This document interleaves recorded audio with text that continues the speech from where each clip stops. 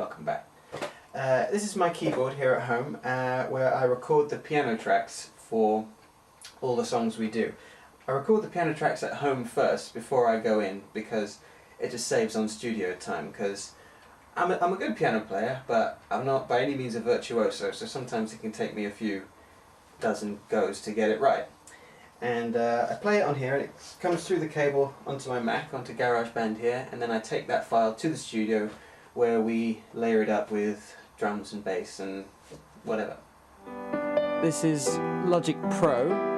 Which is short for prostitute. Yeah. Yes. The program that we use to record all this.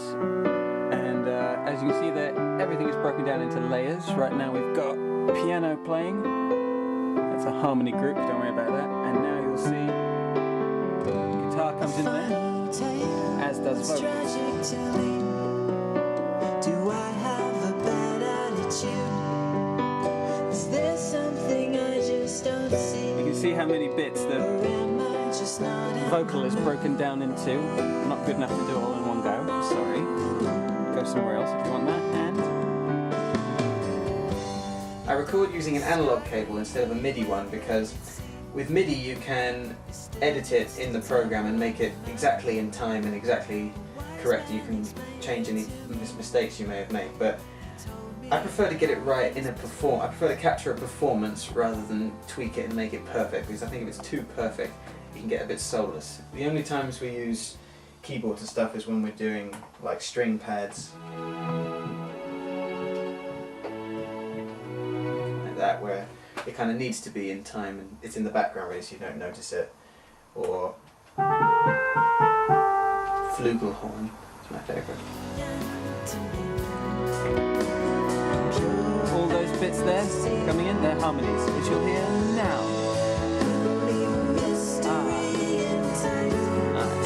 Isn't that lovely? Why, thank you. What the f*** is any of this about, Eric? I have no idea what this song about. That's the mystery.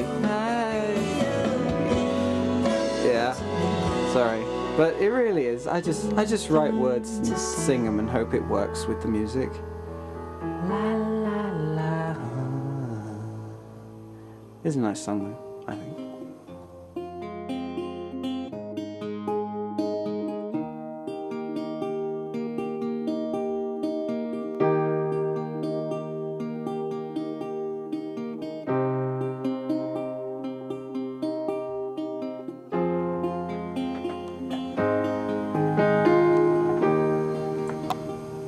I'm just kidding, I did not use this keyboard. As I said before, the way I normally write songs is I come up with a tune and write the lyrics at a later time.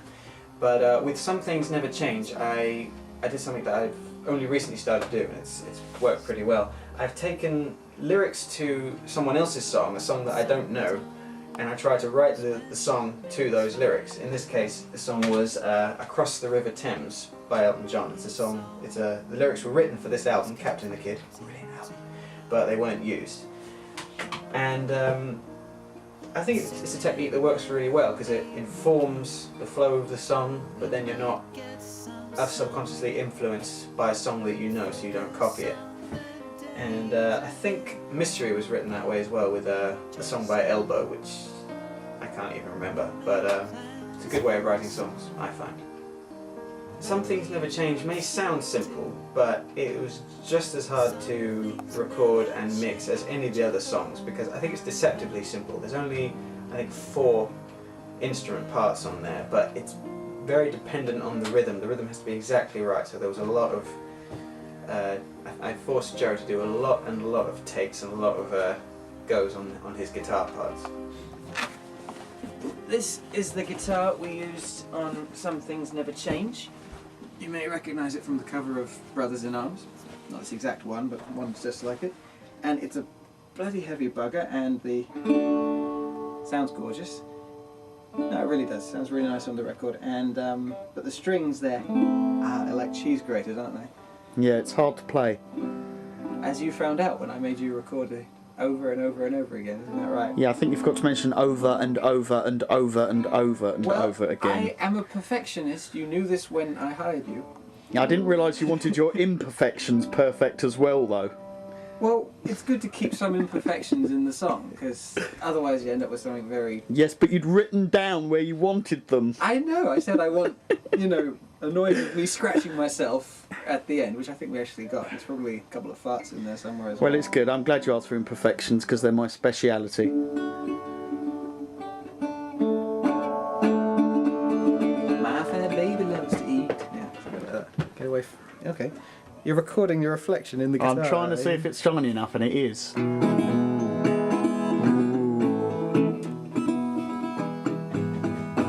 This is the rocking one. We've had a couple of quiet songs and then we're gonna rock it up. Right, could you turn up the guitar, bass and drums? Rock it up, turn up everything please. You don't mind? No. Just deciding on the right kind of symbol to have at the end of Crazy Like Me. It's crucial. It is, isn't it? It's not easy, is it, deciding the right symbol? No. When you've got a man like Eric who knows what he wants, I know what I want. you need to know whether you're using a fake Bosphorus ride or a fake XFL Pasty Crash 1602 thin. Yeah, because I can tell the difference, can't I? Music-wise, Crazy Like Me was inspired by Springsteen and therefore the Killers, because they're very influenced by him. Jim Steinman and his work with Meatloaf, and there's also a bit of Coldplay in there as well. But hopefully I've taken those elements and fused them into something unique and satisfying to listen to. Lyric-wise, I think it was just inspired by watching too many indie rom-coms where a dull guy's life is turned upside down by a kooky girl who likes to do wild, spontaneous things, like The Last Kiss with Zach Braff and Rachel Bilson, and Garden State with Zach Braff and Natalie Portman.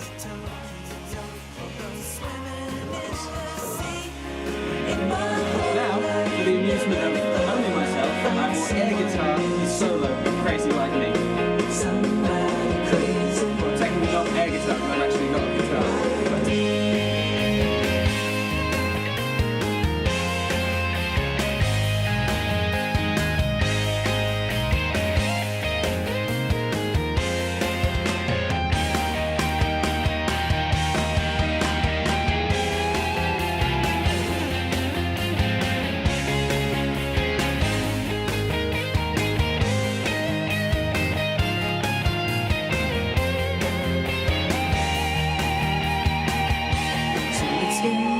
And that's the music video.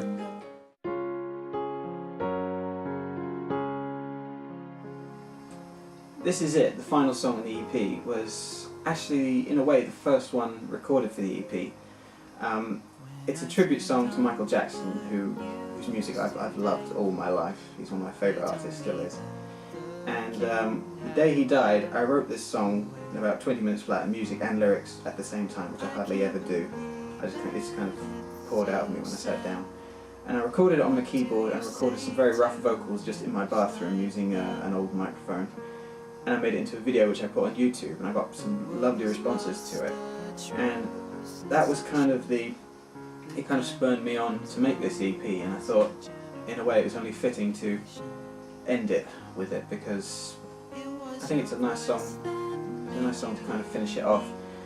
And in a way it feels weird, it feels like coming full circle, because the first and last tracks on the EP are both songs that I wrote ages ago, recorded here at home, and it bookends the EP in a nice homemade way. And as I sit here, today is Monday the 13th of December, and Michael Jackson's first album since his death has been released today. I'm waiting for it in the post today.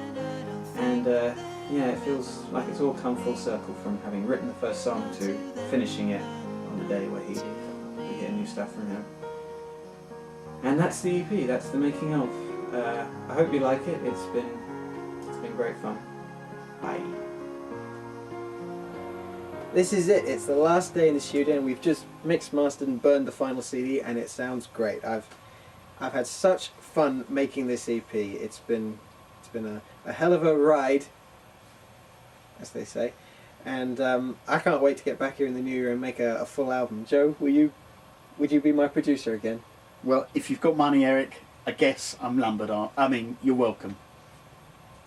The bonds formed in the studio environment last a lifetime. May I have my phone back?